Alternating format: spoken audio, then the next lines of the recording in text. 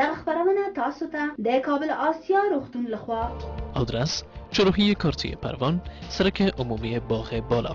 شماره های تماس 070 699 1992 وړاندې کیږي.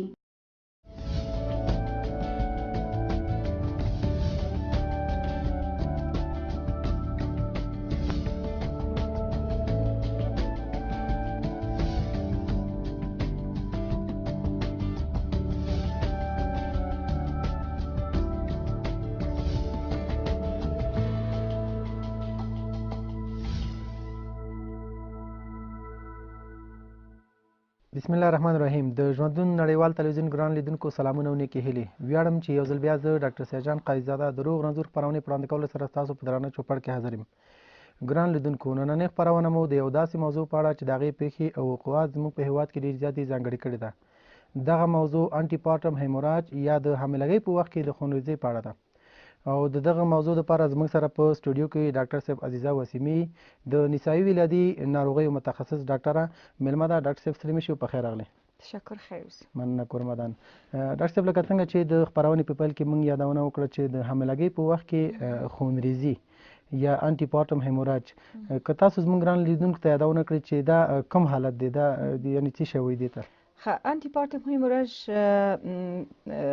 یا د حاملګۍ په دوران کې خونریزي هغه خونریزي ده چې په ټول جریان د حاملګۍ کې د شروع نه تر اخره واقع کیدی شي، چې البته اول 2 هفتو کې چې کومه خونریزي پیدا کیږي په جریان د حاملګۍ کې، هغه دلیلونه 3 څیزه دي. یا دا دی چې سقط واقع شوي، تهدید سقطي، یا دا دی چې مولر پریګننسي لري ښځه، او یا دا دی چې اکتاپیک پریګننسي وسی.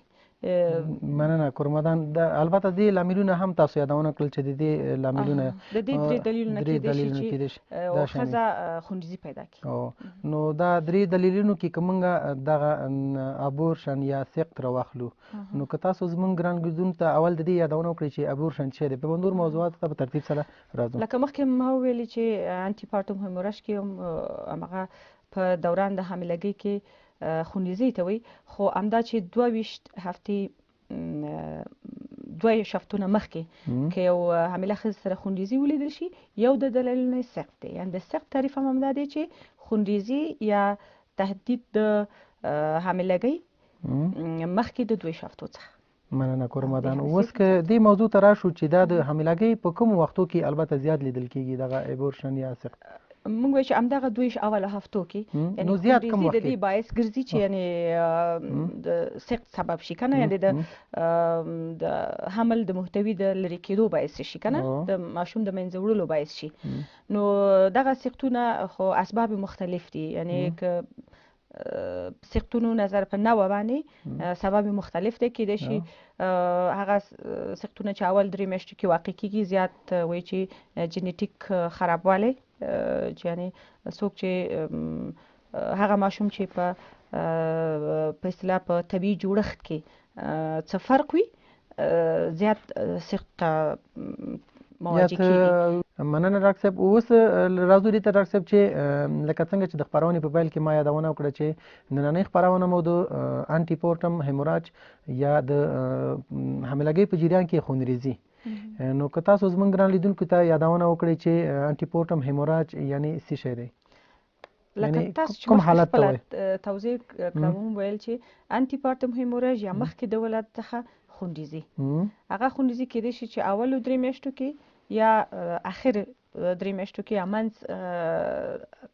ترایمستر کې واقع شي. دې ټول ته انټي پارټم هیموراج وایي. مننه کورمدان. اوس ولې دغه خونریزي ولې منځته راځي؟ که تاسو یې لاملونو باندې رڼا واچوئ. انټي پارټم هیموراج نظر په دې چې سبب څه شی دی فرق کوي. هغه خونریزيګانې چې په اولو 2 هفتو کې منځته راځي د هغو دلیل فرق کوي، هغه هم یو انټي پارټم هیموراج دی. مګر هغه خونریزيګانې چې وروسته د 2 هفتو نه واقع کېږي د هغو دلیل سره فرق کوي. نو اولو 2 هفتو کې چې کوم منځته راځي زیاته د عامه د خلکو منځ کې خونریزي ډېره، نو چې د هغې دلیل کېدای شي چې سقطونه وسي، او دلیل کېدای شي مولر پریګننسي اوسي او یا هغه حملونه چې خارج د رحم څخه اوسي یا اکتاپیک پریګننسي په نامه یادیږي. مننه. ډاکټر صاحب تاسو د سقط څخه هم یادونه وکړه، البته سقط یا ابورشن چې ورته وایي دا زموږ په هیواد کې ډېر زیات لیدل کېږي او دغه پیښې ډېر زیات تاسو ته معلومه ده چې ناروغان ډېر زیات روغتون ته مراجعه کوي او تاسو ته مراجعه کوي. که تاسو زموږ ګران لیدونکو ته لنډه رڼا پرې واچوئ چې سقط څه شی دی او بیا راځو د هغې انواعو ته چې د دې نوې څه شی دي. سقطونه مونږ مخکې ما ویلي چې هغه خونریزی‌ګانې چې مخکې د 2 هفتو نه واقع کېږي، یو سبب یې د هغې سقط دی کنه یا ابورشن دی. او ابورشن رښتیا هم انواع لري، لکه تهدیدي سقط دی یا تریټنډ ابورشن هغې ته وایي چې د دې مریضان هم زیات دي واقع کېږي رښتیا هم. او بل دا دی چې هغه انکمپلیټ ابورشن دی او بل کمپلیټ ابورشن دی او بل انوایټیبل ابورشن دی چې دغه 4 نوع کې کلاسیفیکیشن کېږي. البته سپټیک ابورشن هم شته دی چې منتن کېږي کله، دا حادثه هم واقع کېدای شي.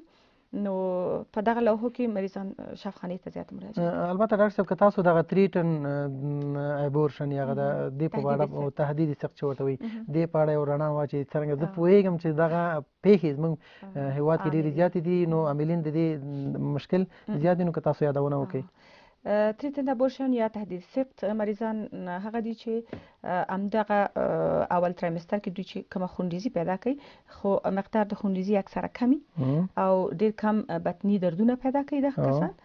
نو دا کسان اکثرا په دغه لوحه باندې فقط یو خونریزي او ډېر کم درد، د ګېډې ډېر کم درد، البته د ګېډې د سفلي قسمت درد نه شفاخانې ته مراجعه کوي. دا د دوی 2 عمده عرض دي چې دوی شکایت کوي. او دا چې مونږ ورسره څه پیدا کوو هغې کې اکثرا عنق تړلی او مقدار د خونریزي کمی او درد اندازه هم کمی. او ولې منځته البته څنګه چې د نوم نه معلوم دی تهدید، نو دا د کورنۍ تاوتریخوالي د وجې که نه؟